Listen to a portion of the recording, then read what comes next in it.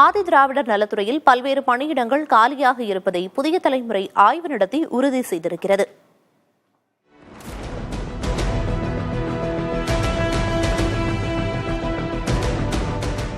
ஆதி திராவிடர் நலத்துறையில் போதிய பணியாளர்கள் இல்லாததால் அந்த மக்களுக்கான திட்டங்கள் சென்று சேர்வதில்லை என்ற குற்றச்சாட்டுகள் எழுகின்றன.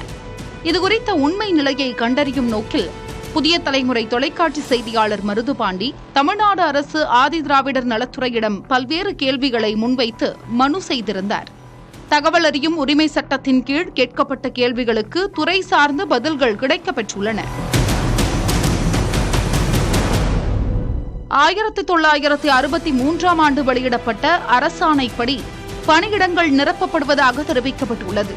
வேலைவாய்ப்பு அலுவலகம் மூலம் நேரடியாக நியமனம் செய்யப்படும் பணியிடங்களில் மட்டுமே ஆதி திராவிடர் இனத்திற்கு முன்னுரிமை வழங்கப்படும் என்று தெரிவிக்கப்பட்டுள்ளது. அதேபோல் தமிழ்நாட்டில் மாவட்ட அளவில் உள்ள ஆதி திராவிட நலத்துறையில் ஏ பிரிவில் உள்ள 4 பணியிடங்கள் முழுமையாக நிரப்பப்பட்டுள்ளதாக தெரிவிக்கப்பட்டுள்ளது.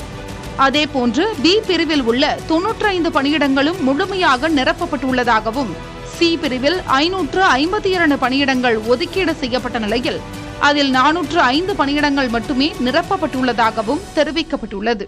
சி பிரிவில் 147 பணியிடங்கள் காலியாக இருப்பதாக தெரிவிக்கப்பட்டுள்ளது. அதில் ஓட்டுநர், ரெக்கார்ட் கிளர்க், தட்டச்சர், உதவியாளர் உள்ளிட்ட பணியிடங்கள் காலியாக இருப்பதாக குறிப்பிடப்பட்டுள்ளது. அதேபோல் டி பிரிவில் அலுவலக உதவியாளர் பணியிடங்கள் 268 ஒதுக்கீடு செய்யப்பட்ட நிலையில் அதில் 184 பணியிடங்கள் மட்டுமே நிரப்பப்பட்டதாக தெரிவிக்கப்பட்டுள்ளது. டி பிரிவில் 84 பணியிடங்கள் காலியாக இருப்பதாகவும் தெரிவிக்கப்பட்டுள்ளது.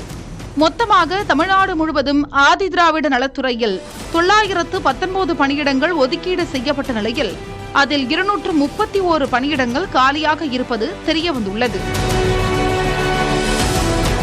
தகவல் அறியும் உரிமை சட்டத்தின் மூலம் கடந்த 2024ஆம் ஆண்டு ஜூன் மாதம் கேட்கப்பட்ட கேள்விக்கு 30 நாட்களில் பதில் கொடுக்க வேண்டிய நிலையில் 4 மாதங்கள் கடந்து இப்போதுதான் பதில் கிடைத்திருக்கிறது.